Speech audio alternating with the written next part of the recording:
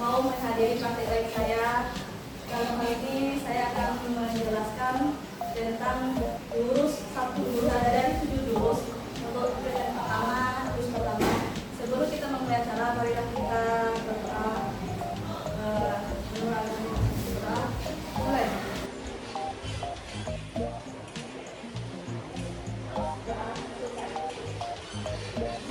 Sebelum kita memulai untuk memperkenalkan meskipun ini cuma 1 jurus yang baru saya jelaskan, marilah kita dulu kita mendengarkan lagu 7 jurus. Saya minta ibu untuk berdiri semuanya. Berdiri, 4 kali satu.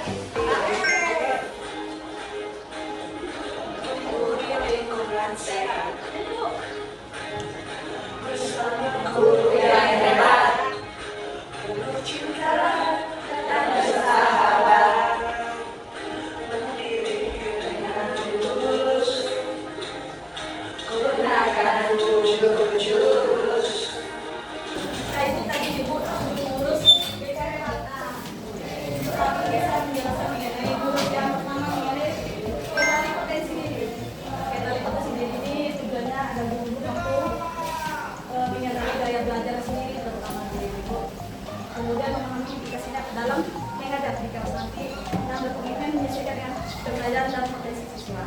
Karena kita semua kan sudah juga dari belajar masing-masing. Dan untuk itu untuk mengenai dari belajar saya akan menjelaskan secara pendekatan akar. Akar ini pertama kali kita ada permainan dulu ibu, ada namanya color of the name. Nanti permainan itu ada informasinya saya baca nanti. Kemudian ada namanya asesmen menggunakan aplikasi. Nanti setelah kita melakukan aktivitas, habis itu kita refleksi kita nanya bagaimana perasaan ibu setelah mengikuti. Kemudian baru saya menjelaskan konsep dan kita aplikasinya nanti ke lapangan. Nah, identifikasi ibu. Di depan ibu ini ada 4 warna kertas: biru, kuning, hijau, dan merah. Di depan sini, guru diminta memilih warna yang paling menggambarkan dirinya saat mengajar atau belajar atau mengajar. Pertama, warna merah, aktif, suka bergerak, belajar yang praktik. Biru, tenang, reflektif, suka membaca dan merenung. Nah, warna kuning, kreatif, suka ide baru, belajar yang diskusi. Dan hijau, analisis, tematis, dan suka diskusi yang jelas. Bapak Ibu disuruh nanti memilih warna yang sesuai dengan pribadi Bapak Ibu. Pilih ke depan nanti. Nah, setelah memilih itu akan terlihat bagaimana gaya belajar itu masing-masing. Kemudian nanti kita refleksi. Proses dari refleksi nanti kita coba ke depan.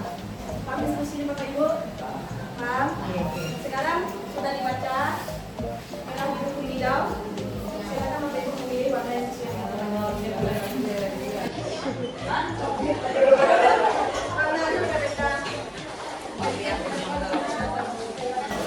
sudah? Ibu-ibu yang warna merah mana? Biru? Udah merah semua kan? Biru? Hijau? Hijau ada?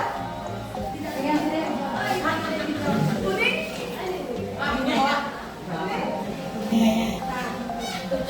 Tujuan saya memberikan aktivitas ini agar ibu tahu mempunyai kesadaran bahwa gaya belajar itu berpengaruh sekali dengan gaya mengajar. Sebelum kita mengenal gaya belajar anak, terlebih dahulu kita mengenal gaya belajar kita sendiri. Oke, kita lanjut ke refleksi ibu. Saya bagikan kertas ini. Mari kita berdiskusi. Kira-kira apakah untuk pertanyaan ini, apakah gaya belajar ini pertama adalah kebanyakan siswa yang saya apa dampaknya kalau guru hanya mengajar sesuai dengan gaya belajar sendiri. Silahkan ibu tulis dan tempelkan ke papan refleksi ya ibu. Nomor 1, silakan ibu cermati gaya belajar ibu. Apakah ibu pernah nampak siswa ibu punya gaya belajar yang sama?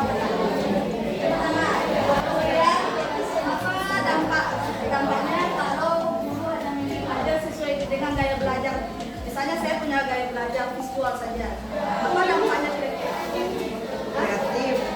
Kuning tadi apa? Kreatif. Ide baru. Kuning kreatif disukai ide baru belajar lewat diskusi. Yang ketiga, kalau udah siap ibu silakan cari papan ekspresi. Oke, saya kasih waktu 5 menit. Yang sudah saya ucapkan jangan ke depan. Kalau ada, begitu ada. Ya.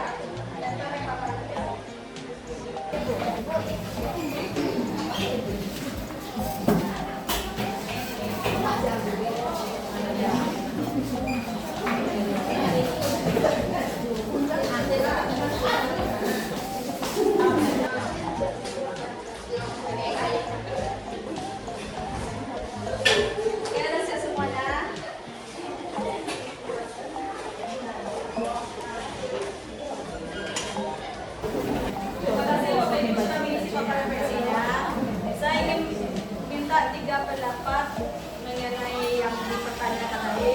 Saya minta pada Bapak Ibu siapa yang mau menjelaskan hasil dari ya. Ya, Rina. Kenapa Bapak Ibu nama saya pilih panggilan saya Dinda? Saya akan memberikan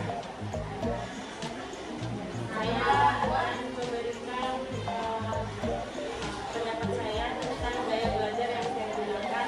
Saya memilih warna kuning tentang kreatif, ide, dan diskusi. Jadi kalau sesuai dengan diskusi dengan pertanyaan apakah gaya belajar saya sama dengan kebanyakan siswa saya? Ya, di antara itu kan ada siswa saya yang mempunyai ide kreatif berdiskusi juga.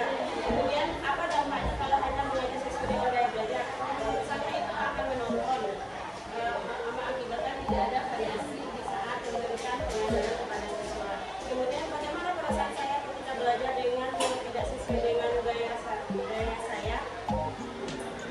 Kurang semangat karena kan cuma diskusi saja yang kemudian mengeluarkan ide, jadi yang berharap itu ada kolaborasi juga. Itu saja dari saya. Oke, Bapak Ibu. Ibu salah tidak?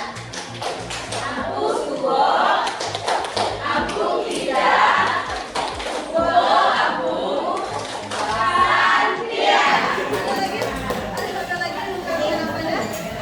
Ibu di sebelah sini. Ibu di sebelah sini. Ayo Bapak Ibu. Lihat ya.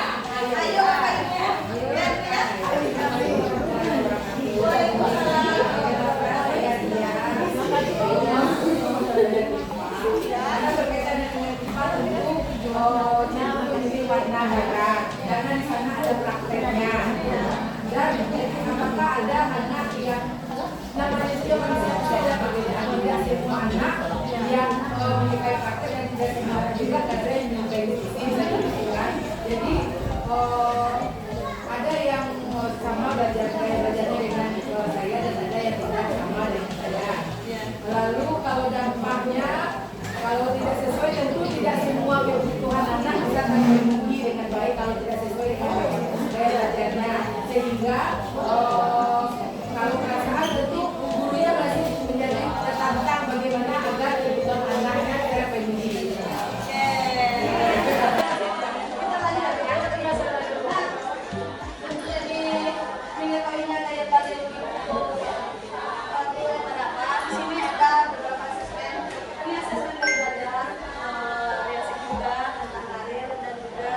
Tentang tes kemampuan. Nah, jadi Bapak Ibu sekarang keluarkan HP-nya, coba akses Aku Pintar, ikuti tes.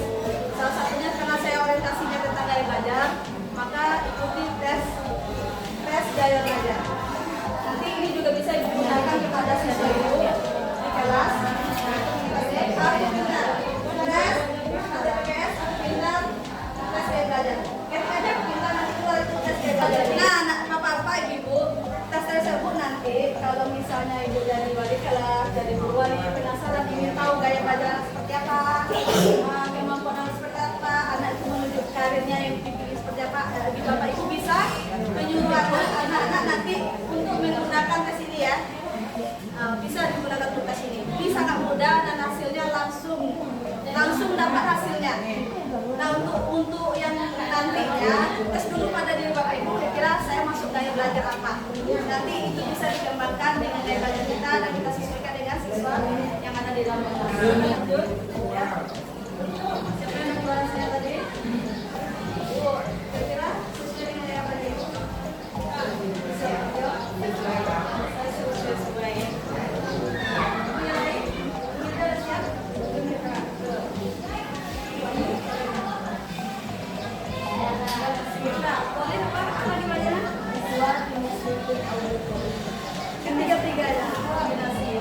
gaya belajar. Kalau yang beda 3 bulan tidak.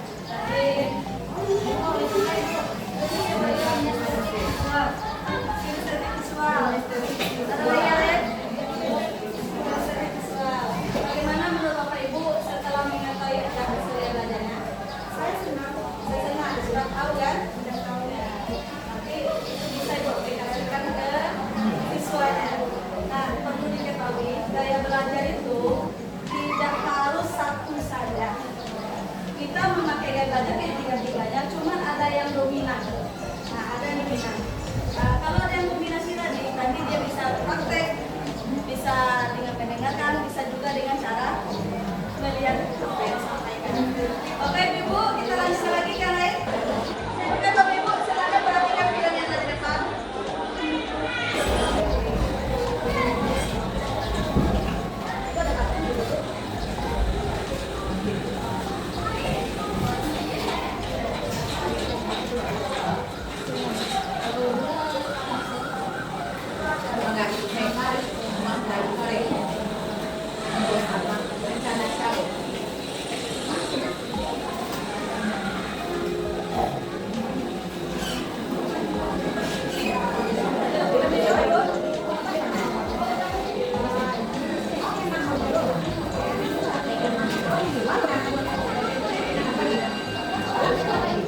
Oke, mau diulang lagi filmnya Bapak Ibu?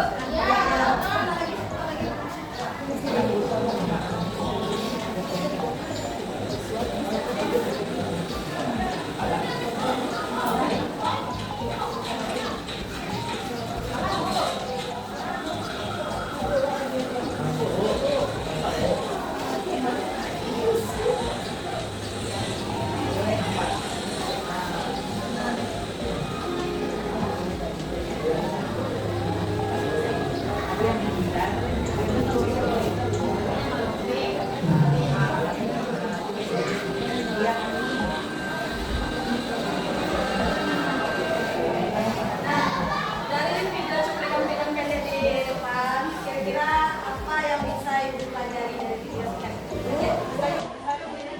Video itu menyampaikan kabar kebaikan itu. Pertama, bagi orang yang melakukan kebaikan, contohnya di situ bisa memindahkan batu yang membuat orang terjatuh. Ini akan sesuatu. Oke, tepuk tangan, Bu.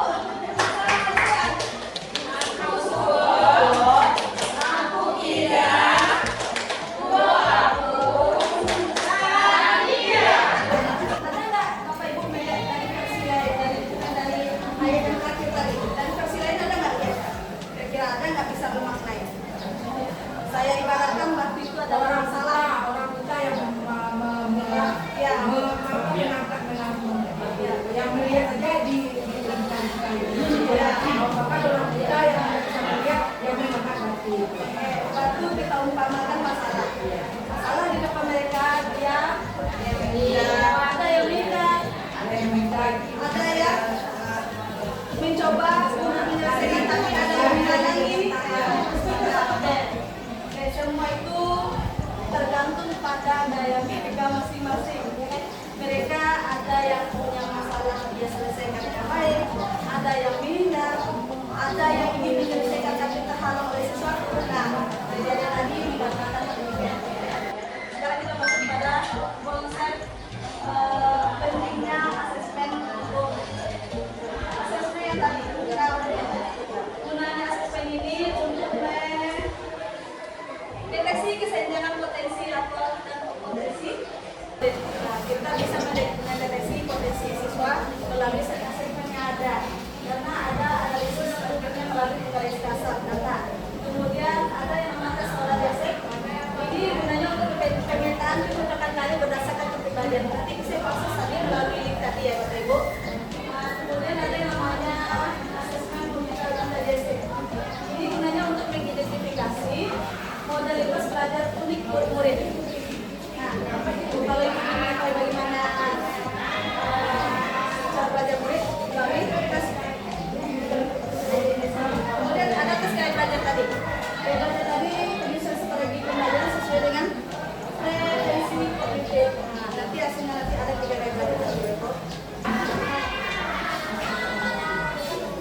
Ibu, cerdas itu seperti apa? Cerdas itu jika kita melibatkan kemampuan berpikir, otak bekerja, kita belajar, kita bisa memecahkan masalah, dan bisa beradaptasi secara efektif. Ketika seseorang anak kita tinggalkan di satu tempat, tidak mempunyai apa-apa, anak yang cerdas dia akan mudah beradaptasi dengan baik. Bisa dia belajar langsung, bisa dia membaca situasi yang ada sekelilingnya. Itu disebut kecerdasan yang Ibu. Next. Nah, coba Ibu. Andai kata, kita perhatikan gambar ini. Yang di depan adalah guru, yang di meja adalah guru, yang di depannya adalah muridnya. Apa yang terjadi jika sang guru memberikan tugas yang sama kepada siswa yang berbeda? Ada punya pendapat? Ada punya pendapat Bapak Ibu?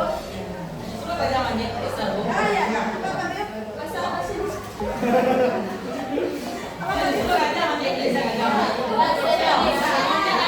Ibu? Nah, ya. Kalau di situ berada, nah, situ ada pinguin, monyet, ikan, anjing laut. Nah, tentulah di situ. Oke? Sesuai dengan habitatnya. Nah, itulah yang terjadi fenomena di kelas. Seorang anak itu mempunyai kemampuan berbeda-beda. Kita jangan memberi tugas yang sama. Jika Bapak Ibu sudah mengenal gaya belajar anak, Ibu sesuaikan dengan gaya belajar mereka masing-masing. Nah, setiap anak itu cerdaskannya dengan cara yang berbeda-beda. Semua anak-anak kita yang ada di sini sebenarnya cerdas, tapi cara mereka berbeda-beda. Mereka kecerdasan. Tinggal kita lagi sebagai guru untuk menggalinya. Nah, ini jenis kecerdasan. Ada yang namanya kecerdasan linguistik, logis, matematik, spasial, kinestetik, musikal, interpersonal, intrapersonal, naturalis, dan spesial. Nah, ciri-cirinya ada yang linguistik dia bahasa, matematik dia suka angka, pola, dan spasial, imajinatif, suka menambah, ya, punya kecerdasan spasial. Kinestetik, kinestetik, belajar dengan koordinasi tubuh yang baik. Musikal, ada anak yang bisa membaca musik. Kalau dan interpersonal, yang bergaul, mengatur orang lain, dan yang selesai tidak ada juga seperti itu. Mungkin dia cerdas secara interpersonal. Kemudian ada yang intrapersonal, mengenal diri dengan baik dan efektif. Nah, dia bisa menyampaikan saya seperti ini, kan? Kemudian ada yang naturalis, peduli lingkungan dan kehidupan. Kemudian ada yang seperti bertanya tentang hal lain. Nah, ini jenis profesi yang bisa dikembangkan kepada anak-anak. Ya, nanti siwak nanti tua. Oke, Bapak Ibu sampai di sini sudah. Nah, ini terbanyak. Inilah. Habibie kira-kira cara sampai itu. Logis.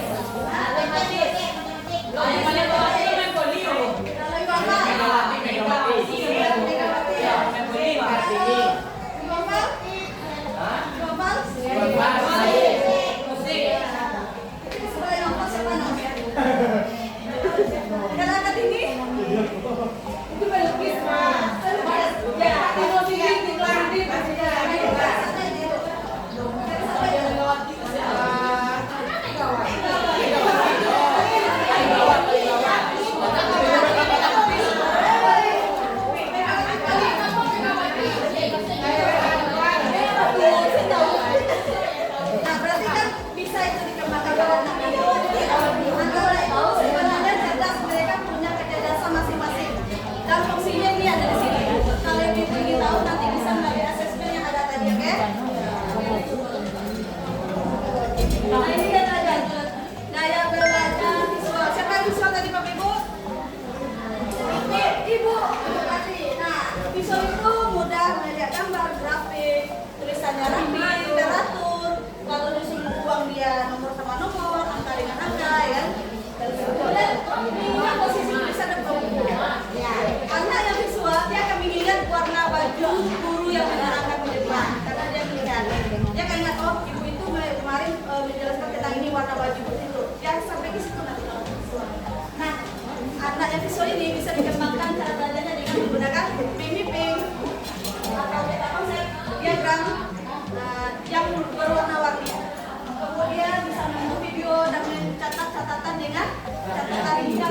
small. Tulisannya rapi, catatan berwarna-warna, tapi pendalaman nah ini kira-kira sebenarnya. Kemudian anak yang audio, udah mengingat apa yang didengar, suka berdiskusi, bisa belajar sambil mendengarkan diskusi. Kemudian kan tadi ada Ibu Dewi membaca sambil dikeraskan suaranya, itu anak audio. Kalau ada siswa yang kemudian dia membaca bergerak dengannya berarti mereka audio. Kemudian bagaimana cara kita mengembangkannya? Bisa kita ajak dia dalam belajar tanya jawab atau gunakan lagu. Anak seperti itu bisa kita berikan tugas dalam bentuk audio, rekaman video, rekaman suara, ya, bisa melalui penjelasan atau dia menjelaskan secara lisan.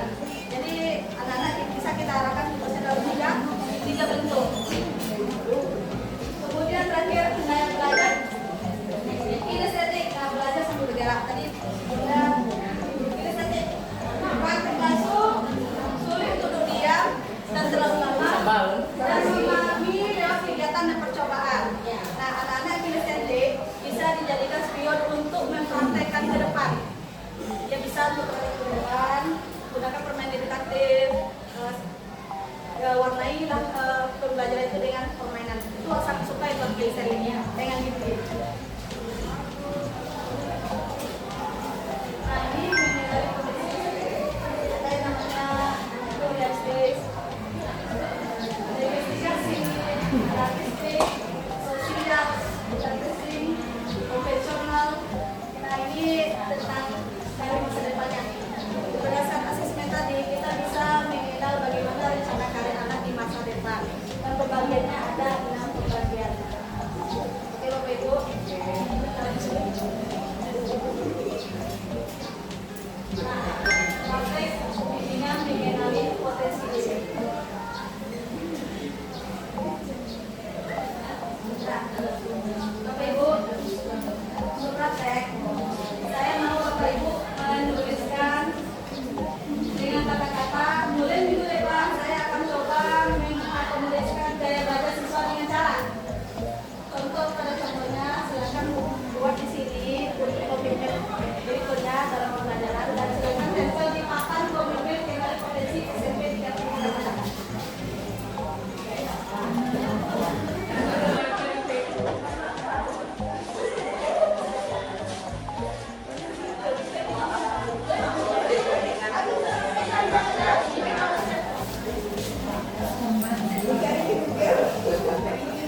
Nah, komitmen yang Bapak Ibu bikin ini, saya harapkan nanti dalam pembelajaran Bapak Ibu catat ya. Mudah-mudahan jika mengenai gaya belajar anak, kita sama-sama bisa mengkondisikan dan mengoptimalkan cara belajar anak menjadi lebih efektif. Oke kan ya Bu? Ya boleh. Ya boleh.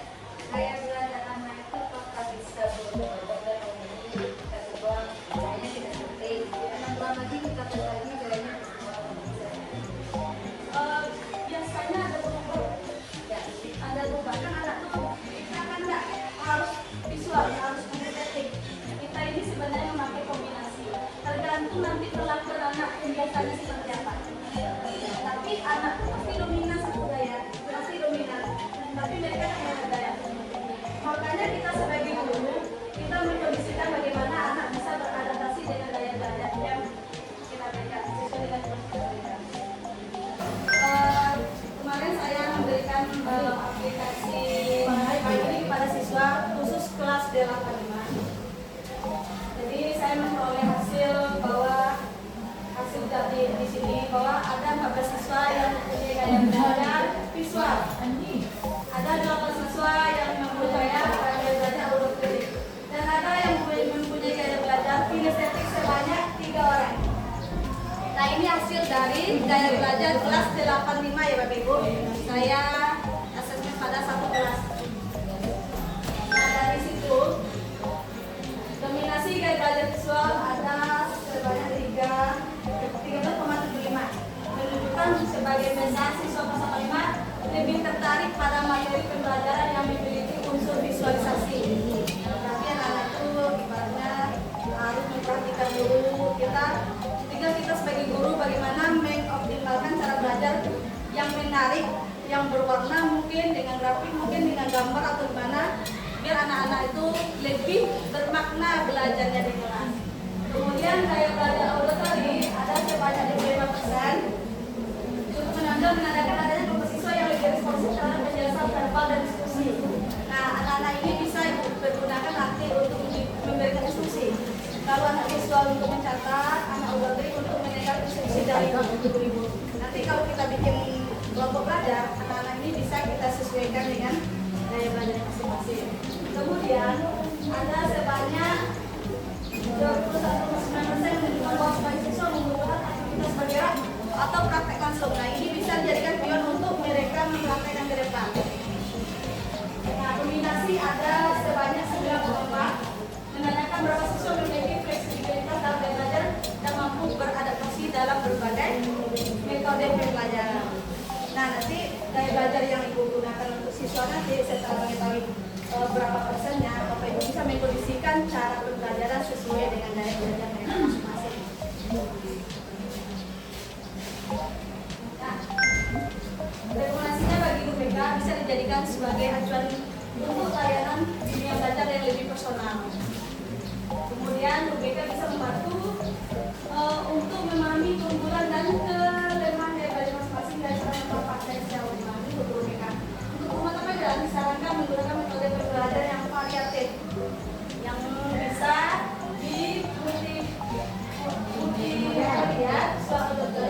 agar seluruh siswa terakomodasi. Jadi tidak ada siswa yang ibadah tidak melaksanakan tugas, tapi beri tugas dalam bentuk variasi.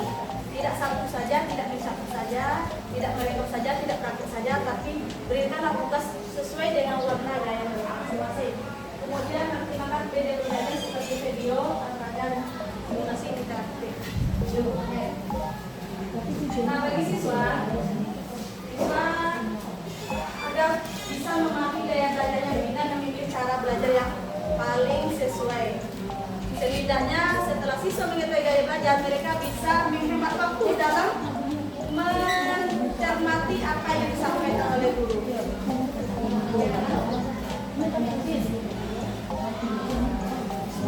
Nah, di satu kata Bapak Ibu, mengajar tanpa mengenali potensi siswa ibarat memutar musik tanpa tahu siapa pendengarnya. Ya, satu kata Bapak Ibu, mengajar tanpa mengenali potensi siswa seperti kita memutar musik tanpa tahu siapa pendengarnya. Nah, terima kasih kepada Bapak Ibu. Satu jurus telah saya jelaskan. Berarti kalau satu jurus berarti sudah jadi pendekar, sudah menguasai satu jurus. Selamat pendekar, kamu sudah menguasai jurus pertama. Ini adalah kamu yang dari 7 kartu yang sudah terkumpulkan. Nah, selamat Bapak Ibu, silakan kepetualannya nanti di rencana pendidikan KRI. Udah berapa? Untuk yang satu ini selesai, ada lagi nanti jurus kedua. Kita istirahat dulu. Terima kasih, saya akhiri. Assalamualaikum warahmatullahi wabarakatuh.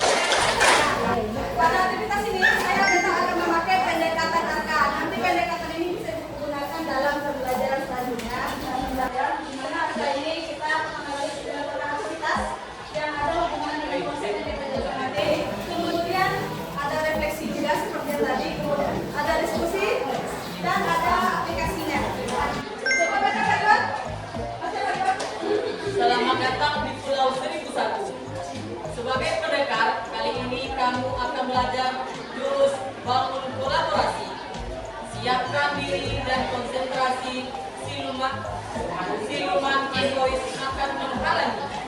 Lawan dan kalahkan siluman itu sebagai tanda kamu sudah bisa menguasainya. Jadi Bapak Ibu, kita belajar jurus bagaimana untuk mengatasi siluman egois. Nah, di depan Bapak Ibu ada beberapa potongan emoji. Kita akan isi suatu kolaborasi yang emoji mengatakan wakil kepala sekolah, guru, dan siswa orang tua. Pertama kali kita bagi empat kelompok.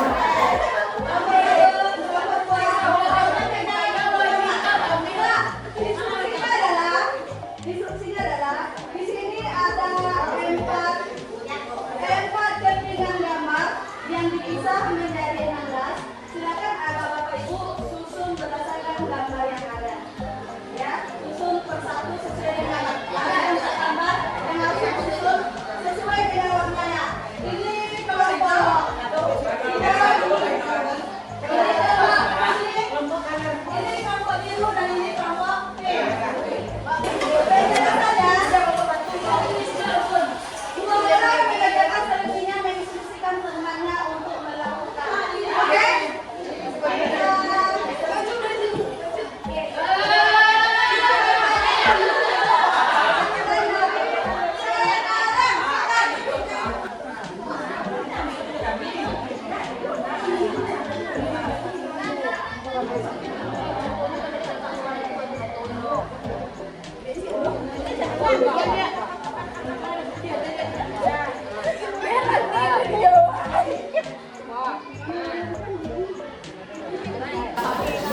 Bapak Ibu, tadi sudah kita lakukan aktivitas bikin puzzle. Sekarang saya ingin menanyakan, pertanyaan saya, apa yang terjadi jika satu potongan saja hilang? Akan tempangan semua. Andai kata satu potongan itu, ini anggap guru, ini wakil siswa, ini guru, wali kelas, sarana prasarana,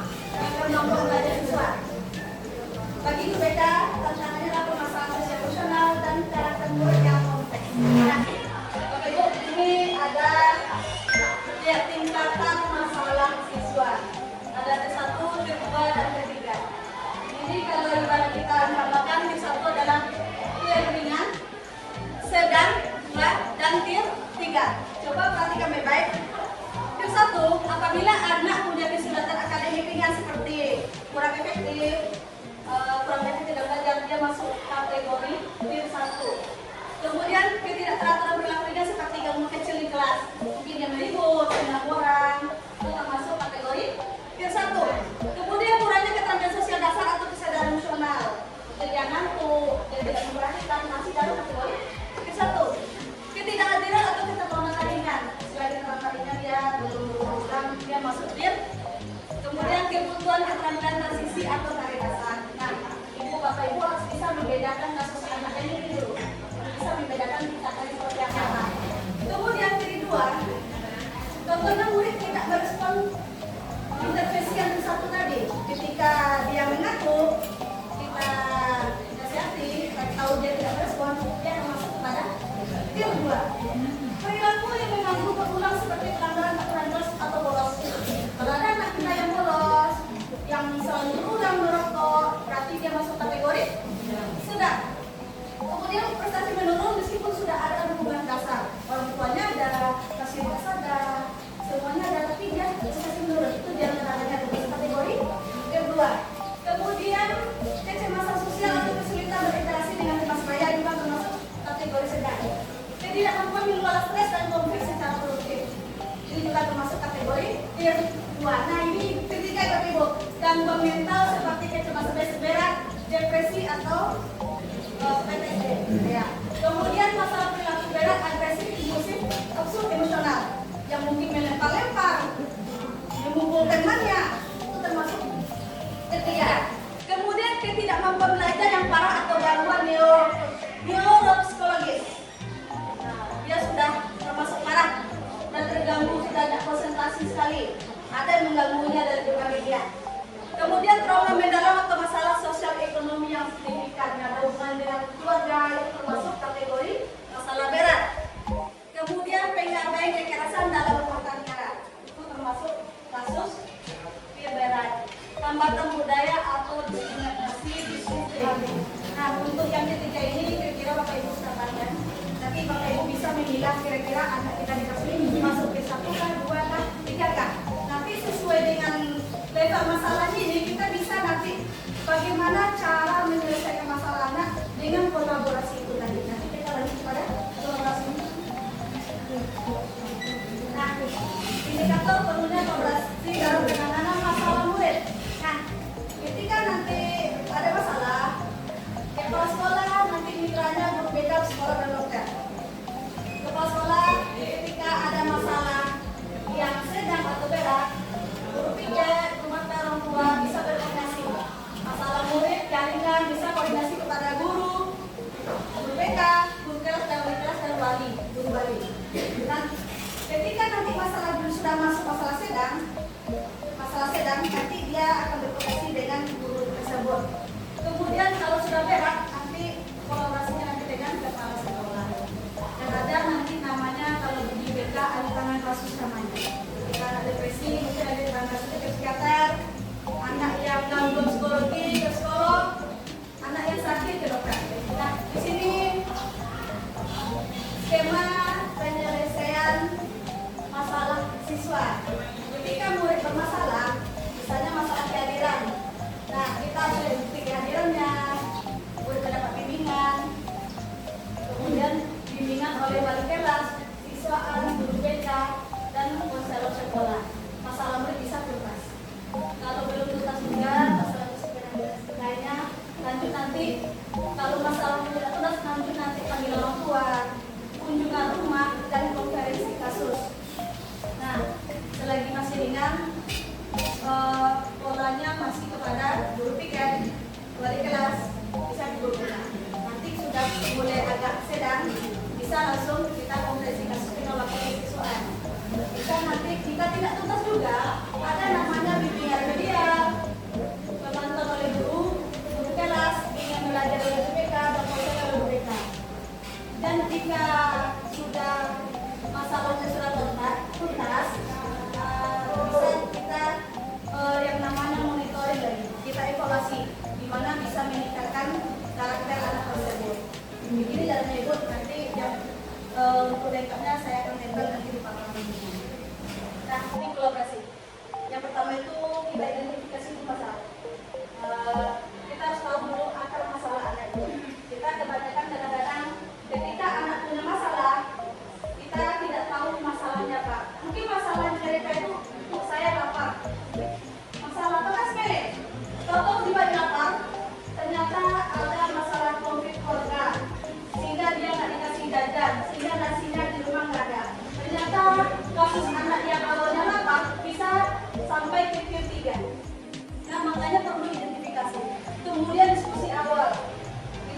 boleh misalkan anak langsung anaknya seperti ini, tidak, kita diskusi awal dulu dan konferensi kasus. Boleh kita konferensi kasuskan dengan berbagai pihak, dari kelas, termasuk dengan orang tua. Kemudian baru kita katakan tujuan dan strategi intervensi, bagaimana cara kita menyelesaikannya. Habis itu baru kita implementasi. Nah, kita implementasi anak ini. Kira-kira apa yang harus dia lakukan? Kita monitoring terus. Monitoring berkala, seminggu, sehari, 2 hari, sampai seminggu, 2 minggu. Kemudian baru kita lakukan evaluasi. Kira-kira anak ini gimana tindakan lanjutnya. Kita evaluasi di mana kurangnya, di mana salahnya. Kita kasih tindak lanjut selanjutnya. Apakah masalah ini perlu bimbingan lanjutan atau bagaimana? Nah, baru kita dokumentasikan dan kita komunikasikan bersama. Nanti setelah menemukan garis merahnya, barulah bisa kita bikin laporan kalau anak ini masalahnya itu masalah kita. Nah, di tier 2 kita bisa melindungi orang tua. Ketiga juga bisa. Apa tujuan kita? Tujuannya meningkatkan intervensi melalui dukungan konsisten di rumah dan sekolah. Seorang anak ketika bermasalah, kadang-kadang masalahnya itu dia bermasalah sekolah ternyata berawal dari rumah. Makanya kita perlu intervensi dari dukungan konsisten dari rumah. Kemudian mengurangi miskomunikasi atau resistensi terhadap strategi sekolah. Nah, banyak konflik yang terjadi ketika ucapan anak murid ke guru BK beda dengan orang tuanya, sehingga terjadilah konflik yang kadang diciptakan oleh anak itu sendiri. Kemudian memperkuat hubungan komunikasi sekolah dan rumah. Dia harus meeting itu Bapak Ibu. Bagaimana pelakuan anak di rumah, di sekolah, di mana letak masalah. Kadang-kadang masalah itu berasal dari rumah semuanya. Kemudian pelibatan orang tua itu mempercepat mendeteksi masalah dan pengambilan keputusan bersama. Keputusan orang tua kita sangat perlu itu. Selain kita memutuskan, orang tua juga harus memutuskan. Karena sikap persen dia bergaul dari rumahnya. Nah, praktek. Bapak Ibu, saya ada 3 kasus. Nanti dibagi 3 kelompok.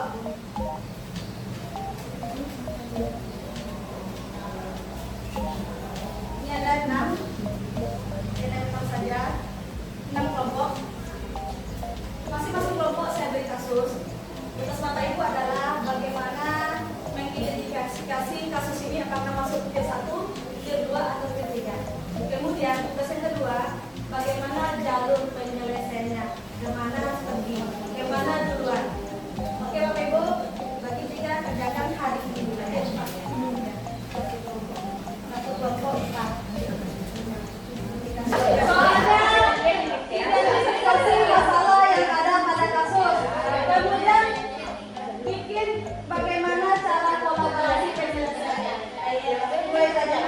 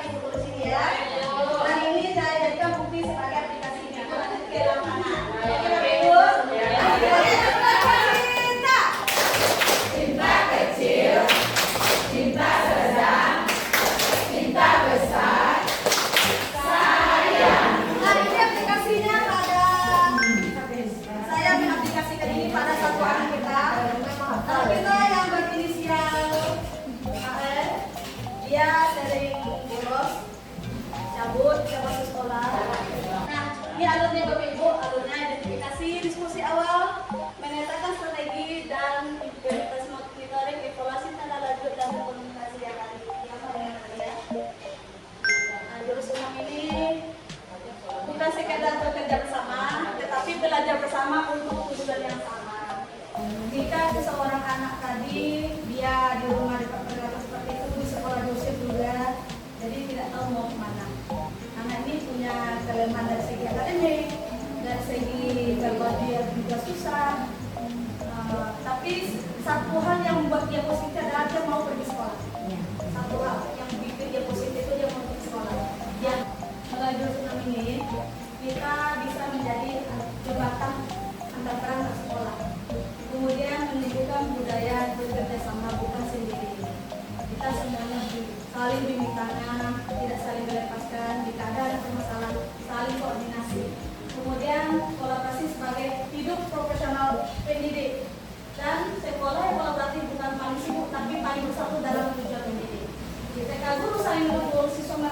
dampaknya mereka belajar dalam lingkungan penuh cinta dan makna.